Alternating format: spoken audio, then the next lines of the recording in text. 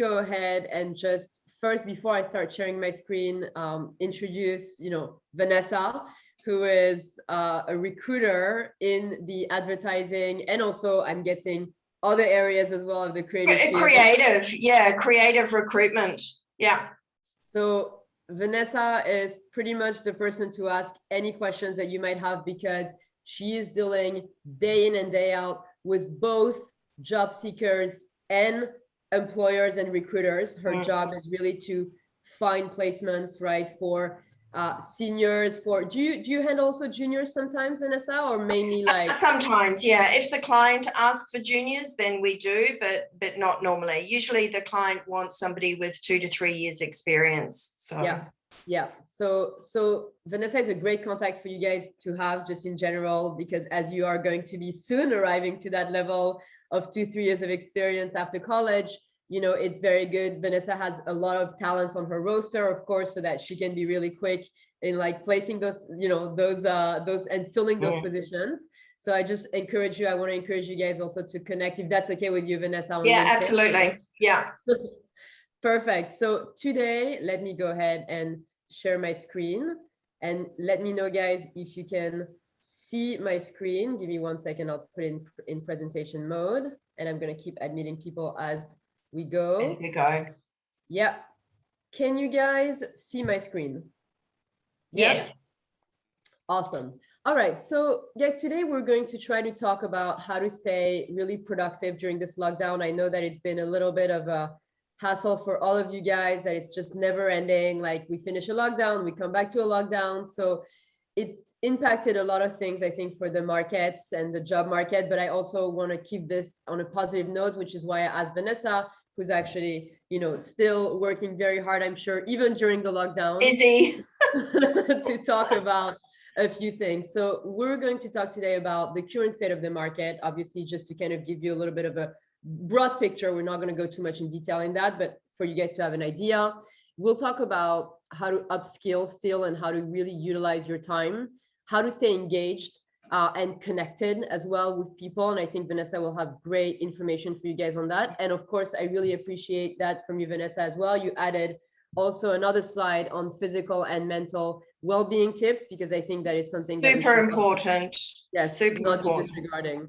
So why don't we start, guys? Why don't we go ahead? So I'll ask all of you before we start to make sure that you're on mute, and then we will try to do some breaks in between so that you guys can ask your questions. We have an hour together. Let's make the most of it. So Vanessa, I leave the floor to you. Fantastic. So the current state of the market, I wanted to split that up from a company or a client perspective and also from a candidate perspective. So from a company perspective, the current state of the market, we do actually have to talk about 2020 and 2021, because we've been in this now for 18 months. So at the beginning of the pandemic, a lot of companies had to let people go. They didn't know what was going to happen. Nobody knew what was going to happen. We didn't know how severe it was going to be. So a lot of companies had to let people go. Then when they were busy again and they wanted to get more people back on board, we're finding that they're looking for unicorns. So what I mean by that is, if a company had to let 6 people go, they will employ another 2, but those 2 people have to almost do the role of 3 people. So it might be, they might have had a graphic designer, a motion designer, and a copywriter. And sometimes they're saying, yeah, we're looking for a copywriter, graphic designer that can also copywriter, can also do motion design. So but they're looking for unicorns at the moment, and don't worry about that. I'm going to get into that later. Also, what I'm finding is that the majority of the roles that I'm handling on a day-to-day basis are digital roles. So head of digital media, UX, UI design, SEO, SEM, all those digital account managers. Everything is digital. And again, I'll go into how you can get into those areas no matter what discipline you have studied, because they are transferable and you can do it. From a candidate perspective, a lot of candidates at the moment are too scared to move. They may have been with the company for a year, they may not be happy, but they don't want to move because they know exactly what they're getting at the moment. They would have met the team at some stage, whether it was like 1 week in the office or a couple of weeks in the office, they would have met people face to face. But of course, now we've gone, offline. But some people also think that they can't change jobs without doing it face to face, but you can, and it can be done. But I find that a lot from candidates that they're too scared to move. If you're not too scared to move, there are actually lots and lots of opportunities out there at the moment. In Australia specifically, we used to have a lot of people coming from the UK on working holiday visas, and that actually brought in a lot of new talent into the country. And of course, it went the other way as well. A lot of talent from Australia went overseas, but there was that current movement of people coming in and coming out of Australia, and we don't have that at the moment. So there are a lot of opportunities out there. It is really a candidate market at the moment. Does anybody have any questions on that page so far? And by the way, Vanessa, I forgot to mention that, guys, we're recording this for people who might not be there, just so that you know. Yeah. I just realized that I totally forgot to say that, and it's an important info. And also, absolutely fine if you have a question and you want to answer it at the end. We're going to have lots of time for question and answers. So if you think of something and we've passed it, it's okay. You can ask at the end. So that's all fine. So Laura, if you want to go to the next page, perfect. So this is where we come into upskilling. And as I said before, clients are really looking for unicorns. So how do you also make yourself a unicorn in the future? So if you're a graphic designer, I would highly recommend that you look into upskilling into After Effects. A lot of clients are asking for that now, whereas 2 or 3 years ago, they just would have asked for a graphic designer working in InDesign, Photoshop, and Illustrator. They now really want someone to come to the table with After Effects as well. And if you are familiar with Photoshop, then After Effects is actually a very easy transition for you to make into After Effects. But for you as a candidate, you're adding that one more skill on your CV that others may not have. And for example, if you're a copywriter, then I would highly recommend looking into Canva for making social media posts. So then you're not only a copywriter, you're also almost a graphic designer as well. But of course, Canva, as we know, is the much easier program to make. So those are just a couple of examples that I wanted to give, but whatever, and again, you can ask me these questions later or at the end of this. Let's see what you're doing, and maybe you don't know how to upskill. You can ask me, and I'll try and answer how perhaps your role can be upskilled. And look, don't, when I talk about upskilling, it doesn't mean you have to do another degree or you have to pay for another course that's going to take a long time. All of these things are available online. For instance, if you Googled After Effects online courses in YouTube, you will come up with hundreds, if not thousands of courses where people will teach you. But you can go to the Google Digital Garage, which I've listed there, but you can just put it in Google, and that comes up with a whole lot of digital courses that you can do online. The other one is General Assembly. General Assembly is, they do have long courses and very in-depth courses that you pay a lot of money for, but they also have free online learning courses there as well. So you don't have to pay the big fees. They do have some things on their website for free. But also, this is the one that I love. This is a barter scheme. Maybe you know someone that can actually teach you that skill. Like, again, go on to groups or in Facebook groups or, you know, any community, online communities that you're in, and say, hey, I want to learn how to use After Effects, or I want to know how to use InDesign or Illustrator, whatever it may be. I bet you somebody will say, yeah, not a problem. We've got some downtime at the moment. I can teach you how to do that.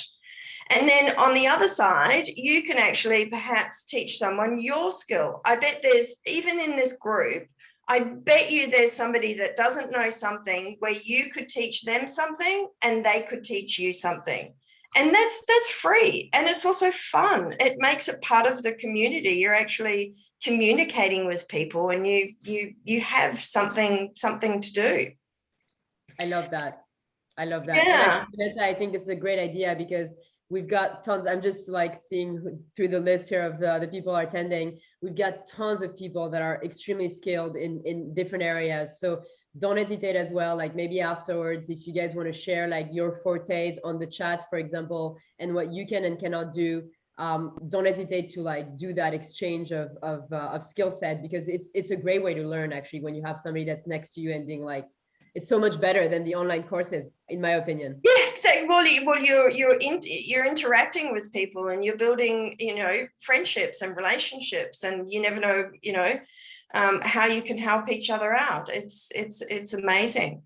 So before we move on to the next chart, does anybody have any questions there? Or again, happy for you to leave them till the end as well.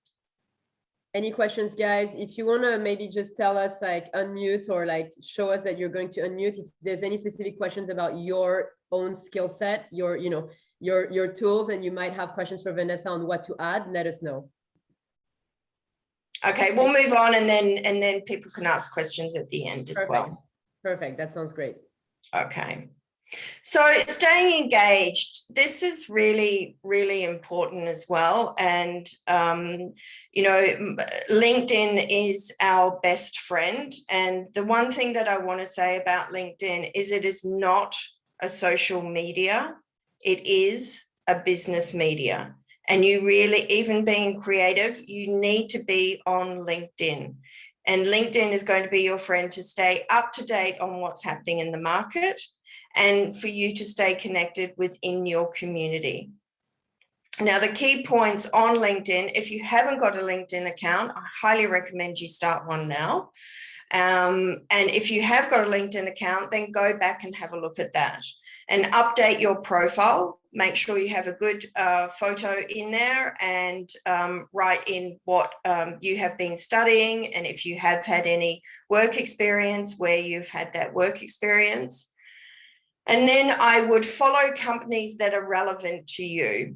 So if you are a copywriter, then you want to follow, you know, advertising agencies. If you're into social media, then you want to follow PR and social media or digital media agencies, or companies that, you know, are there companies, I'm sure all of you have a company that you would love to go and work for. Maybe it's Google, maybe it's Facebook, maybe it's LinkedIn, maybe it's, I don't know, a bank, an airline. Whatever you're interested in, follow those companies, because you will find out information about those companies. You'll find out what they're doing at the moment during lockdown. You'll find out when they are hiring. There's so many things that you can find out and be on top of by looking in LinkedIn. Also connect with like-minded people. All of you should be connected to each other, so you know what's happening. You should be connected with me, with creative recruiters. We place ads on there for jobs, but we also provide what's happening in the market at the moment. We provide tips and tricks to help you with your CV. We write blogs on all these things that I'm talking about today. We write blogs on, you know, just by following a person or by a company, you're actually getting a lot of industry information and staying on top of what's happening in the industry. And also what's important is that you should post your work or share posts that you think are awesome.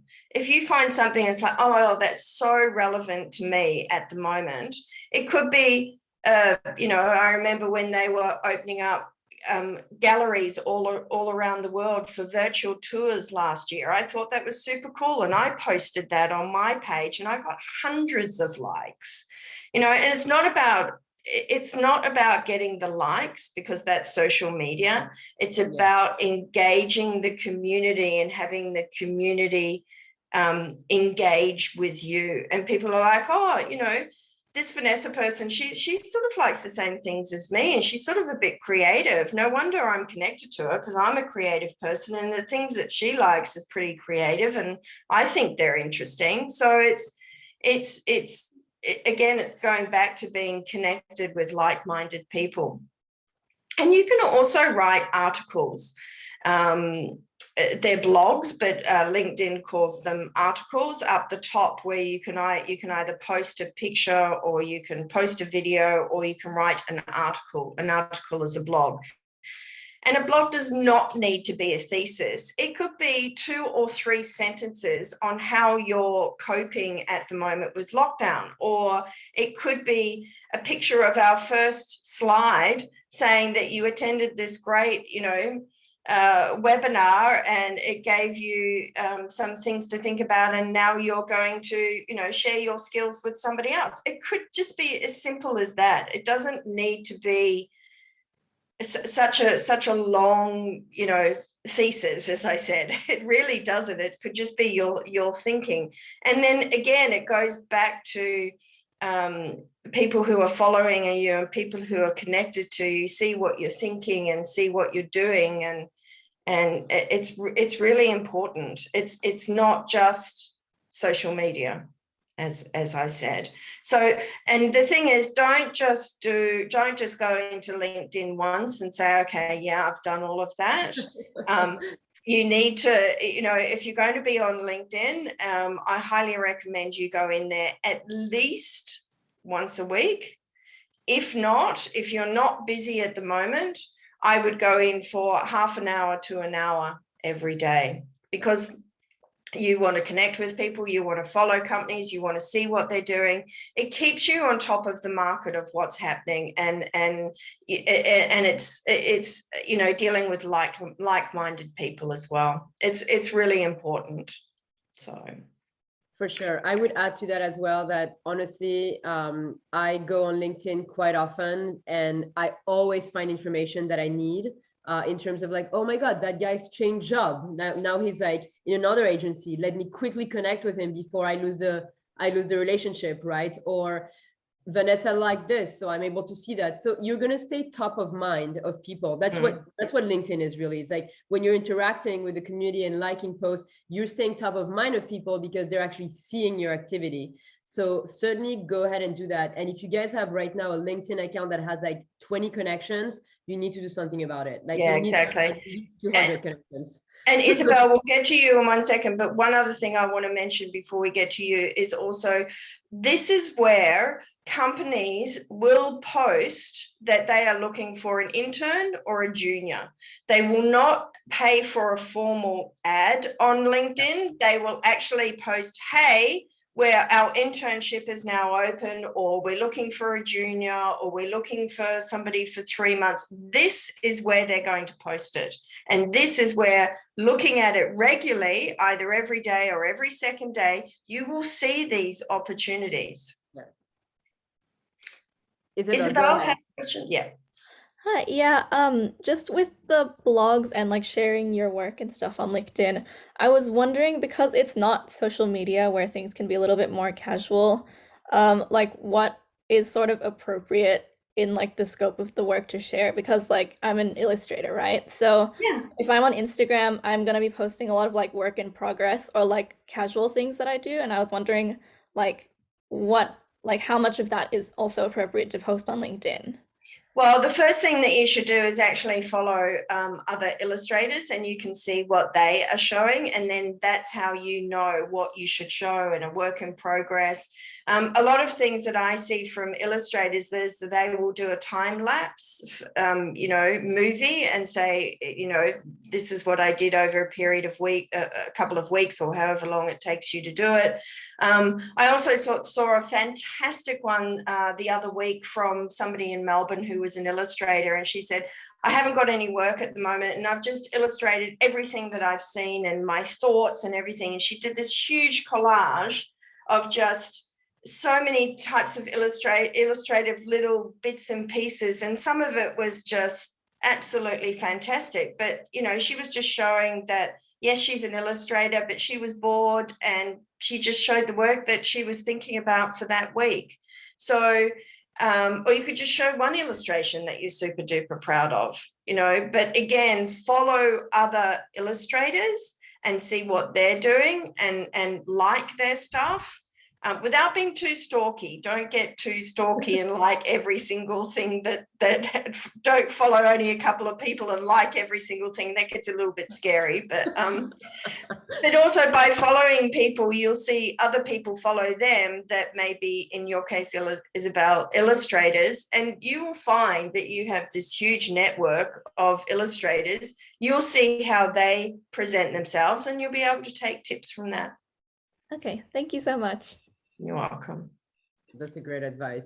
Any other questions, guys, before we move on to the next slide? I had a quick question as well. Yes. So I've always just not known what type of photo is good to use for my profile picture on LinkedIn. It's a really good question, Emily. Thanks for asking. I wasn't going to say, but I'm glad that you asked.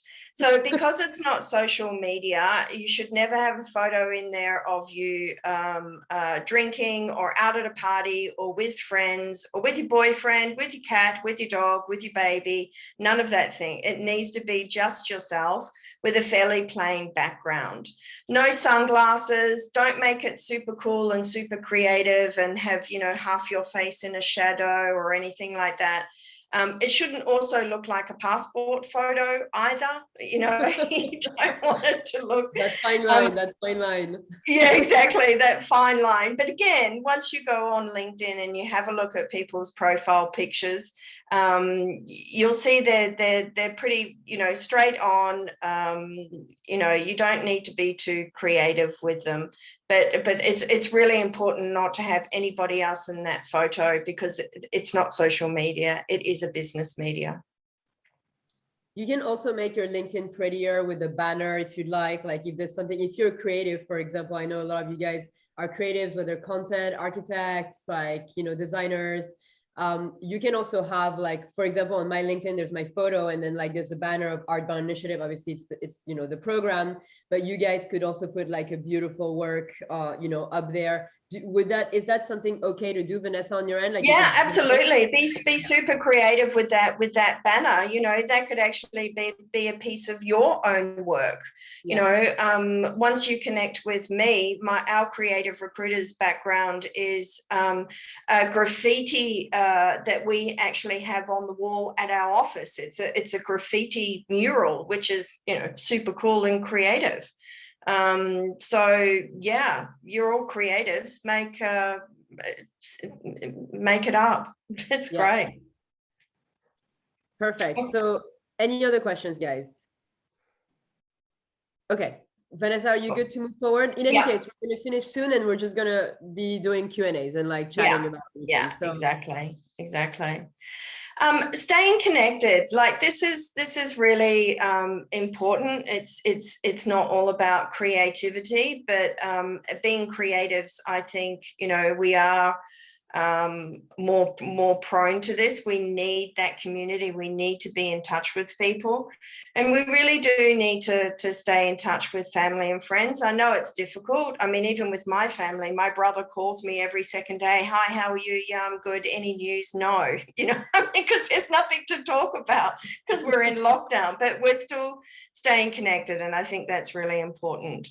It's also super important to maintain a routine, especially during during lockdown, it's easy to say, well, I don't need to get up at any time in the morning, and doesn't matter when I have lunch or breakfast, or if I have breakfast. But, you know, try and stay in a routine, and it will make it better for you. And also, you know, then you can actually look forward to the weekend like everybody else does, because your routine can go out of the window. But maintaining a routine, I think, is really healthy and important.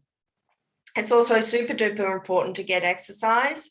I know that we were in our really strict lockdown last year, and they said you could only go for a walk for an hour. I found that really, really difficult. And I used to, like, I found it easy to go for a walk for an hour, but I used to break it down, and now I still break it down. I go for a walk for half an hour in the morning.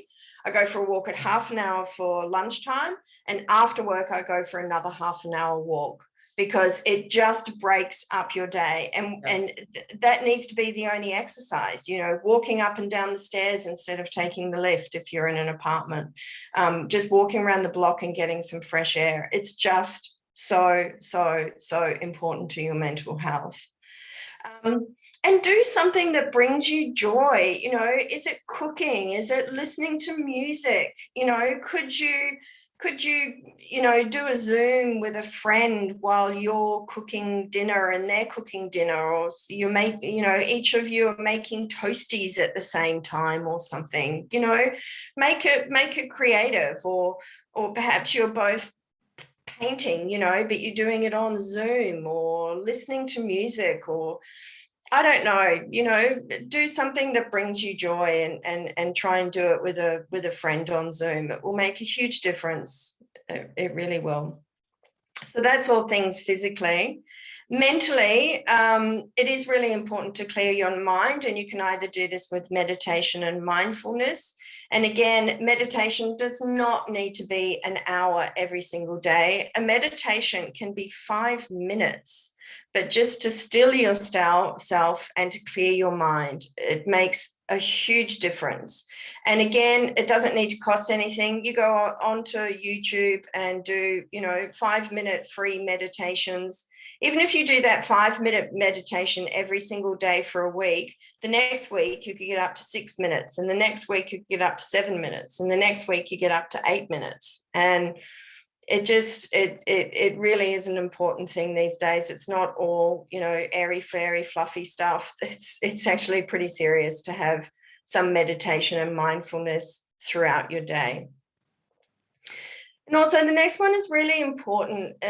It's easy. So I want you to focus on the positives. It's so easy at the moment to say, we can't do this, we can't do that, we're not allowed to do this, we're not allowed to do that, which is all negatives. Think about the positives. The positives is that you have time to learn a new skill. You have time to build up your community on LinkedIn. You have time to, I don't know, just, you know, you have time to spend with your friends and family. Everybody, your friends and family do have time to Zoom with you, because everybody is in the same position. You do have, you know, you can try and cook a new meal or learn a new creative art. So try and think of the positives, and not focus so much on the negatives. That will also make a huge impact as well. And I think the biggest thing with all of this is to recognize that it won't be forever. It will pass. You know, if you look at, you know, this time last year compared to now, we could be doom and gloom and say it's exactly the same and it's horrible. It's not, actually. We've got a pathway out of this. We are seeing light at the end of the tunnel. It is going to pass. It's not great now. It may be another couple of months, but it will pass. You know, history has shown that, you know, we've been through wars, we've been through, you know, bad diseases before, a long time ago, but it's passed and people get out of it. And when things are really, really bad in the world, when you come out of it, it tends to be really, really good. And I think with this, I think there are a lot of positives that will come out of this, especially for you guys, with the way in which we work and having that flexibility of working from home or working from the office. It's going to be completely different. I think gone are the days of working in an office from Monday to Friday from 9 until, 5 or 6. That's going to be a positive that's going to come out of what we've done here.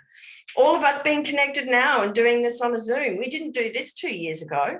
Right. We would have met up somewhere. Well, we all of us that are on this Zoom today wouldn't have possibly been able to meet up face to face. So this is a positive, and this is what's going to come out of what has happened to us in the last couple of years.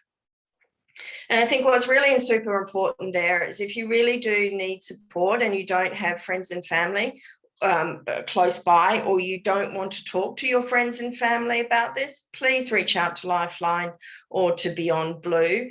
And that doesn't mean that you need to call them. It means you can by all accounts, please do, but also on their websites. They've got some great stuff to follow, some really good tips and some good tricks and stories to read about other people. So you may not need to call them, you may just need to read something that really resonates with you and understand that other people are going through this as well. So yeah. Oh, sorry, I moved too fast. That's all right. No, that's fine. So, yeah, I mean, as I said, that last page wasn't all about work, but all of those things are really, really super, super important to enable you to still think about work and think about your creativity. It's not all about, what you do. You're also, half of your life is what you do as a skill, and half of your life is this. And this is just as important. I love that. That's really true, because we keep focusing on the professional, but you have to be in the right mindset as well. Exactly. Vanessa, this is so helpful, and I really want us to get through questions because, as I mentioned earlier, it's not every day that we are able to have a recruiter who's among us, and I think that we should all be asking you questions about you guys. I think we can go.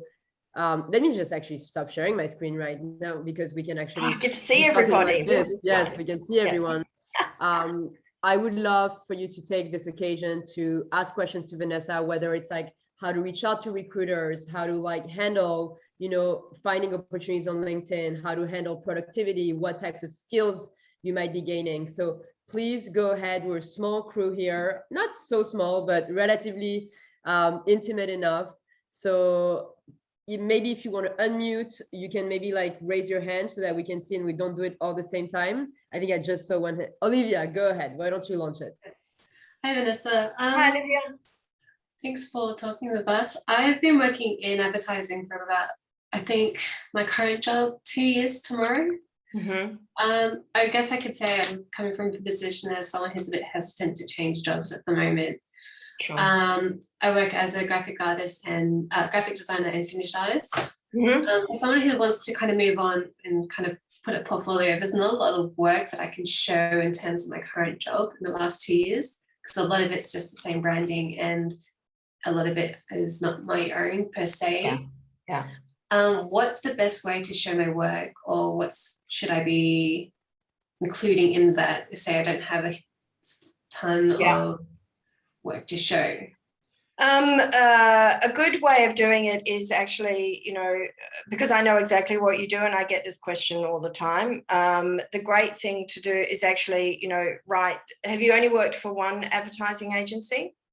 Yes. Yeah. Okay. So you do write, the advertising agency that you've worked with, and you can actually list the clients that you have worked with, because that will give when you're going for another role, they will see the advertising agency and they will see the client and they will see your title as graphic designer and finished artist and know that the work is not all of yours, but you have worked for these types of clients. So they will be able to guess and ascertain.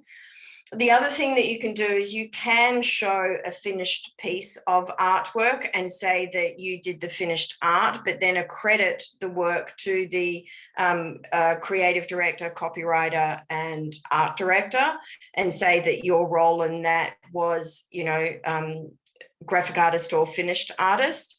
So you are showing that you've worked on it, but you're not taking all the credit for it. You've actually shown that somebody else is doing that work as well. But the best thing to do, I do, because this is a very in-depth subject and one that's really dear to my heart.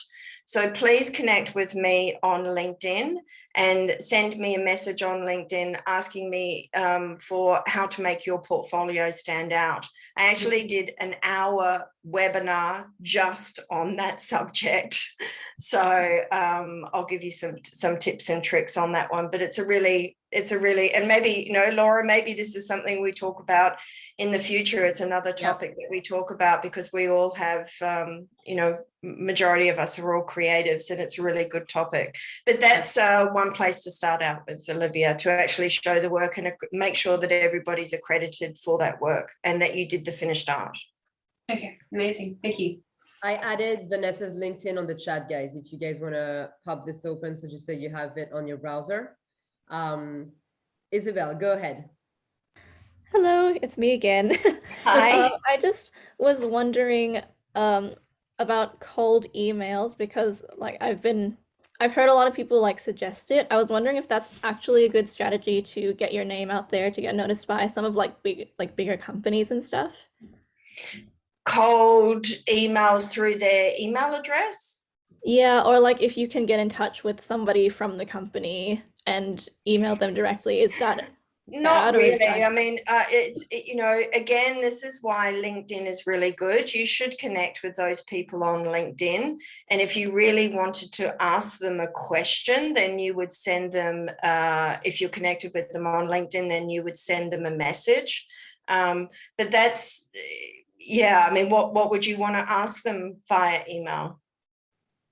Or like just sort of to get your name out there. I don't know, because I've heard a couple of people. LinkedIn's going to do that for you. Okay. LinkedIn is going to do that for you, and that's why, you know, if you sent them, if you did it that way of sending somebody an email, that's only one piece of contact that you've had with them. If you're connected with them on LinkedIn, you can like something once a week or every second week, or make a comment. You know, as I said, don't get too stalky.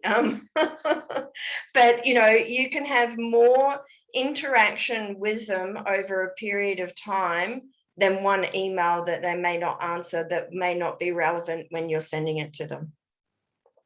I think that's actually a great question, Isabel, in some ways. And I think maybe to complete Isabel's question, because we get that a lot as well, and I get this question asked a lot, is like cold emailing, in the sense of like, you know, cold applying, or like basically, you know, let's say there's a recruiter on LinkedIn that you really at like this amazing architecture firm or advertising agency, or that you really want to target, and like you're just connecting with them on LinkedIn and trying to contact them. Like, do you feel like that's working, or are you saying that basically before doing that it's best to kind of engage on another level? Because that's the reality, I think, of the market. A lot of like job seekers are trying to cold email. I haven't seen too much success on my end. It's like, you know, it's a bit like playing Tats Lotto. Are you going to send them the email on the right day when they need somebody and they're looking for somebody? The reality of that being is like hitting, you know, winning $1 million lottery. By following the companies on LinkedIn and by connecting with these people, when they are hiring, you will know about it, because they will post on LinkedIn, not a formal job on LinkedIn, but on the LinkedIn page, they will say, hey, we've just won this huge account. It's usually done, you know, weeks or a month beforehand. We've won this huge account and we need to hire this person, this person, this person. Get in touch, send an email to this person and apply for those roles. By following those companies for months, you will know when they are winning business and when they are hiring, and they will post something on LinkedIn saying we are now hiring, and that's when you send your email to them. Then there is a reason to send an email and send your CV through to them. But if you don't know what's happening in their business and when they're hiring, you may as well send the email to yourself. There's no reason in sending an email. I think that's really great, because it's true that it's about being there for the right momentum, right? And also, if somebody connects with you before, usually when people connect with you, you go and have a little look and say, well, why would I want to connect with this person? And that's why it's important to make posts or comments or write articles, because if I connect with you, if someone here connects with me, I'm going to go and find out, is it relevant that they're connecting with me? Because I'm not going to connect with a finance and accountant. I'm only going to connect with somebody that's creative, or else there's no relevance for them connecting with me. So that's why it's important to be active on LinkedIn. And I'm not saying you have to be active and post something every single day, but you should post something maybe once a week, or like something once a week, or comment on somebody else's post once a week. You know, then they will see that you're active. If you're only there and you haven't had any activity, you've got 25 connections and you're following 2 companies, you're not very exciting. That's not looking that good. So Vanessa, I've got a question from Chang. Chang, thanks for typing it in the chat. I'm going to read it if you can unmute. So hi Vanessa, thanks for the presentation today. May I ask, how do I stand out as an architectural graduate who's looking for a full-time position? Example, any specific software, skills, or competencies, etc., that makes one a unicorn? Thank you. I'm not going to say that I am proficient with architecture, so I don't know all of these answers, but I do know a recruitment company that specializes in architectural recruitment, and that is a company called Bespoke. Yes. Bespoke. I just I think they're definitely an Australian company, because I've had a couple of architects come to me and ask for them, and they use that sort of company. And I will bet my bottom dollar, without even going to have a look, that they have all those tips and information on their recruitment page. So I would go to their recruitment page, see what blogs they have. I would also follow Bespoke on LinkedIn. And if there are any recruiters working for Bespoke, then connect with them as well. And then they will post blogs. They will post, you know, when they are looking for people, and they will post tips and tricks of what is happening in the architectural world in regards to recruitment. Yeah, that makes sense. Thank you. You're welcome. And Cheng, on Bespoke Careers, like definitely look them up also on Instagram, because we follow them on Instagram on our end with ArtBound, and they're always posting jobs, tagging the architectural firms that are recruiting. And try to also do a little bit of research, because in any recruitment and kind of recruitment firms, there are recruiters that are specific for seniors, mid-level, and some that are specific for juniors. You need to do a little bit of research, and I'm saying that for you, but also I know that Chris here and Kim as well. Some of you guys are also in architecture, so really do the due diligence work to understand who's responsible for the juniors, and start positioning yourselves and like following specifically those guys, liking their content, etc. Bespoke is a great place to be, Vanessa, and there's a few of them as well, not just Bespoke, but Bespoke is the biggest right. Biggest out there. Yeah. And also, Cheng, this is also when you follow on LinkedIn all the architectural firms, because again, if they are hiring interns or juniors, they may not want to pay the fees of Bespoke, but they will post something on LinkedIn saying they have an opening. Because I just want to let you know, the reason why I say that, for a company to post a job on LinkedIn costs over $1,000. So a company doesn't necessarily have that money every time to post a formal job post on LinkedIn.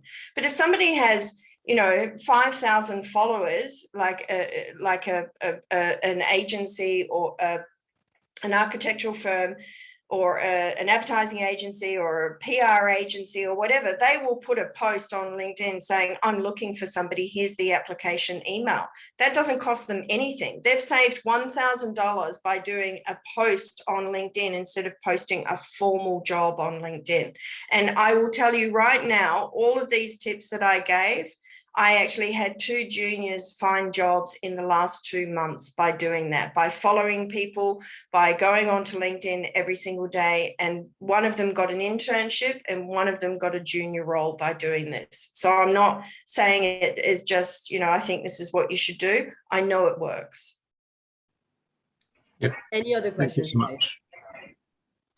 Welcome. Any other questions on that topic? And by the way, I think Vanessa is so right. Like, I follow a lot of recruiters personally because, of course, of, you know, the fact that we need to be finding you guys placements. And so many times, like, the recruiters are like, hey, I need this, I need a junior, I need a senior, I need that, I need, and then usually the way it works that literally people tag others, you know, people tag others like, here, this is for you, this is for you. So start like identifying, and I'm not telling you like follow random recruiters. I think you need to like really do some good research to optimize your time from the companies that you want to be targeting, from the industries that you want to be targeting. But I think that's going to help a lot for you to start seeing what's out there. Oh, Vanessa, I have another question from Feng, who's saying, so my main intended career path is event planning / public programming, but with COVID, this looks unrealistic. What alternative career path would you recommend? Or like, what job applications should I find? So I'll summarize. She wanted to do something in events planning, public programming, and she's asking, are there any other kind of alternatives that you can potentially recommend, or other, you know, approaches to think about that? That's a tough one. I actually did place somebody recently in an event company as a senior creative, because it is going to pick up. But a lot of hotels and conference companies are doing events online, so virtual events. So have a look at some big hotel networks and chains like Sheraton, Hyatt, all that sort of stuff, because they are doing virtual events. So you can have a look at what sort of, because they've all had to go, they had all these boardrooms and event spaces that they don't use, and it was a huge income that has been lost, but they've turned all of that into virtual events. So I would look up virtual event companies, because they were event companies that are now have gone virtual. If you're a designer in that space, then you'd be wanting to skill up on 3D modeling, because they are building virtual walkthrough, you know, events. So that would be my top tip. My other top tip would don't lose hope, because in the future, you know, events will be huge. I mean, every single person that's locked up wants to get out and go somewhere. So PR agencies are good, public relations agencies, because they do, you still need to, part of PR agencies, they will do events, but they will also do you know, marketing for clients as well. So half of your role could be real events when they come, and the other half could be marketing. So don't lose too much hope on that. Don't disregard it totally. It will come back. What you need to do is pivot in the meantime that it does, so that you can upskill. You know, I think a lot of people right now are not doing enough because they're scared of like not moving forward, because it seems like there's not much, but you can be pivoting for the meantime and build skills that are very much transferable. And as soon as the event picks back up, you're back in, you know, I think, and that's valid for all of you guys. Yeah. So Vanessa, I have a question here from Regina, who's saying, and by the way, you guys can unmute, but I'm reading through the chat because I'm guessing maybe that's fine. are not able to unmute. So, hey, Vanessa, I am just starting out to find internships and explore the work ethics. My question is, what kind of advice would you give to someone who is just starting out in the industry? And how to, I guess, deal with rejections and not being experienced enough as firms and companies might be looking for? How to move forward with it? I think that's a great question. The question of the chicken and egg, where you're like, you want to find an internship, but you need an internship to find an internship. Like, so I know, I get that all the time, and you know, I need they won't take me on in a company unless I have experience, but I can't get experience until you get it's you know, it's a wheel that keeps going around. Everything that I said today is still really, really important on LinkedIn. I know I keep going back to it, but I know that it works. And by following companies again on LinkedIn that you really, really want to work for, you will find out when those internships come up. You didn't say which area you were in. In architecture. Architecture. Okay. Again, I would follow architectural firms and recruitment agencies won't be able to help with internships because companies don't use recruitment agencies to find interns. Mm-hmm. The only way for finding an internship is to actually follow the company again on LinkedIn. And it may not be companies. You may have, you know, those architects that just work for themselves. Maybe they're you know, try and find people that are just architects that work for themselves. Usually the company that they work for is their own name. That's a big giveaway. And I'm sure, you know, connecting with them, they may want an intern to help them out if there's only one of them, you know, and then you can get that experience and then take that to another company, or by the time you get experience with them, maybe, you know, the likes of Bespoke will have something because you do have that experience. So maybe don't think so, you know, following big companies. Are there independent architects that are on their own that could help, have an internship for you? And that goes back to the little bit of the barter, you know, the barter thing is the upskilling that I said. You know, do you have you want to learn more about architecture? An architect may actually want a hand with a project that he's doing, and that's why following companies or following people, you will find out what's happening. Because if you start following a whole lot of architects that are on their own, they will the first place that they will post on is LinkedIn saying, I've just won this huge project, and I'm going to be working on it for the next 6 months. That if you're connected with them, it's like, hey, if you're working on this big project for the next 6 months, any chance you need an intern? Mm.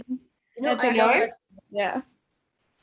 I love that, Vanessa. I love the concept of barter because actually it's a great concept to kind of think about. And maybe, and I, you know, I know that a lot of, I think there's always a disconnect between when you're going out of school or when you're in school, you want to go directly to the massive firms and stuff like that. But the truth is the massive firms will not hire you if you don't have previous experience or, you know, experiences with smaller firms. So I think the idea of going towards like architects that are independent, that are working, and maybe telling them like, hey, you know, can I maybe handle your social media presence and like help you, you know, kind of communicate, and, you know, as like an exchange, like, can I be shadowing you on your projects and learning more about that? I like the idea of barter because I think maybe it could be really good for like specifically for independence and stuff, where you can start gaining like that first line of resume on the resume that's going to unlock a little bit your position with the firms, you know, because it's true that the big firms are not going to hire, except if you're like very close with the professor that is like directly in touch with the recruiter, which is usually how it happens.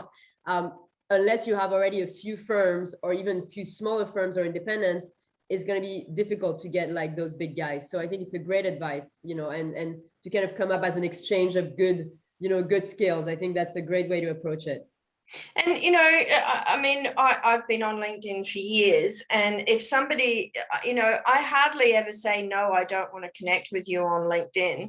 If somebody is like-minded and in the creative field, and you're following somebody who's the same sort of, you know, industry and area that you are, you don't get many no's. Actually, you never get a no. You just don't get a connection. So there's no sort of rejection. They're not going to say, no, I'm not going to connect with you. They just don't connect. But, you know, 9 times out of 10, they will connect with you.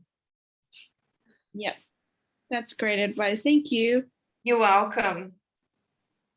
Any other questions, guys? Recruitment, finding jobs, finding internships, upskilling, anything else? Yeah, I have one more question.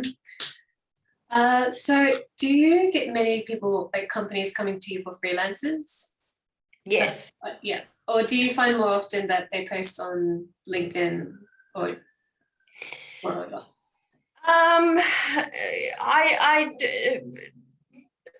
Individual people who are looking for freelancers, no.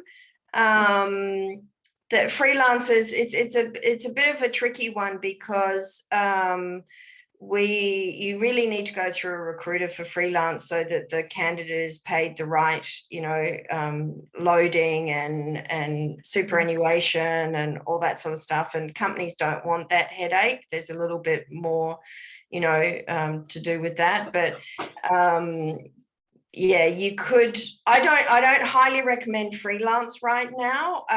Last year was mainly freelance. This year we've seen more permanent work. Yeah, freelance is not huge at the moment. I wouldn't say it's a freelance market. I would stay in a permanent role or try and get a contract so you've got a beginning and an end with your contract. Freelance is a bit.